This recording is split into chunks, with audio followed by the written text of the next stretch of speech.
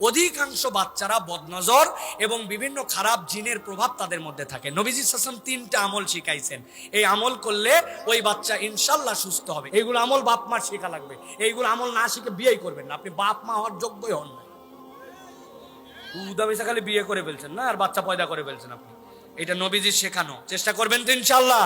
রাতে বাচ্চারা হঠাৎ কান্নাকাটি করে প্রায় দিন, বাচ্চা না কান্না করার কোনো আমল আছে কি দয়া করে জানাবেন।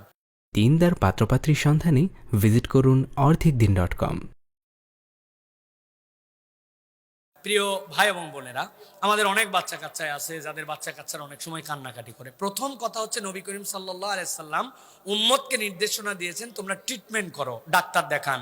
ওই বাচ্চার কি শ্বাসে কষ্ট, বুকে কষ্ট, পেটে গ্যাস আছে কিনা, অন্য কোনো সমস্যা আছে কিনা ডাক্তার দেখান।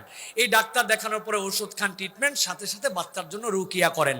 অধিকাংশ বাচ্চারা বদনজর এবং বিভিন্ন খারাপ জিনের প্রভাব তাদের মধ্যে থাকে। নবীজি সাল্লাল্লাহু আলাইহি ওয়াসাল্লাম 3টা আমল শিখাইছেন, এই আমল করলে ওই বাচ্চা ইনশাআল্লাহ সুস্থ হবে। একটা আমল বাপ মায়ের জন্য, বাচ্চা যে ঘরে থাকে সন্ধ্যার সময় মাগরিবের আজানের আগ মুহূর্তে, ঠিক মাগরিবের আজানের আগ মুহূর্তে খুব সতর্কতার সাথে বিসমিল্লাহ বলে ওই দরজা জানালাগুলা লাগাই ফেলতে হবে, পর্দাটা টেনে দিতে হবে।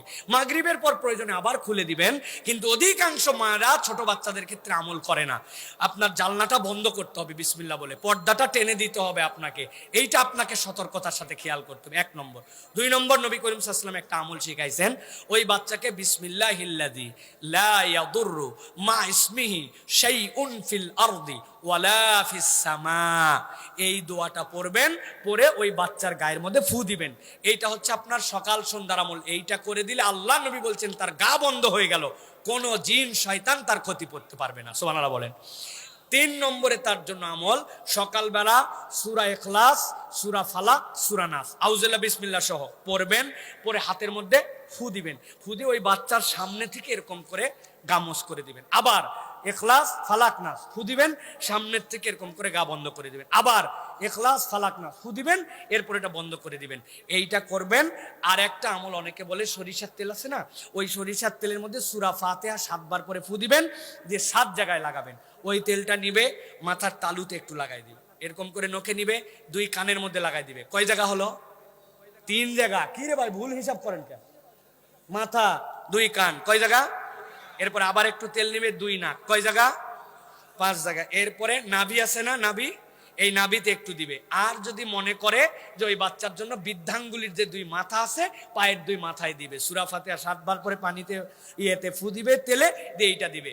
এইটা দেওয়ার পরে ইনশাআল্লাহ ওই বাচ্চার যদি কোনো রকম বদনজর, কোনো রকম এরকম কিছু থাকে, আল্লাহ রাব্বুল আলামিন তাকে এটার থেকে প্রভাব মুক্ত করে দিবেন। আর এই দোয়াটা মুখস্থ করে রাখবেন, আউযু বিকালিমাতিল্লাহি তাম্মা ওয়া মিন শাইতানিন হাম্মা ওয়া মিন কুল্লি আইনিন লাম্মা। আপনার বাচ্চা কান্নাকাটি ইনশাআল্লাহ অল্প দিনের মধ্যে বন্ধ হয়ে যাবে। শুনতে মনে হচ্ছে অনেক আমল, আপনি ডাক্তারের কাছে গেলেও তো এতগুলো প্রেসক্রিপশন দেয়, খাওয়ার আগে, খাওয়ার পরে রক্ত টেস্ট করেন, হাগা টেস্ট করেন, মোতা টেস্ট করেন। আর আল্লাহ নবী এইটুক বলে গেল, আপনি এটা শিখবেন না, খালি হুজুরের কাছে দৌড়াবেন। এইগুলো আমল বাপ মার শেখা লাগবে। এইগুলো আমল না শিখে বিয়েই করবেন না, আপনি বাপ মা হওয়ার যোগ্যই হন না।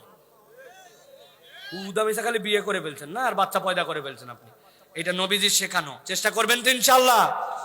আল্লাহ আমাদেরকে তৌফিক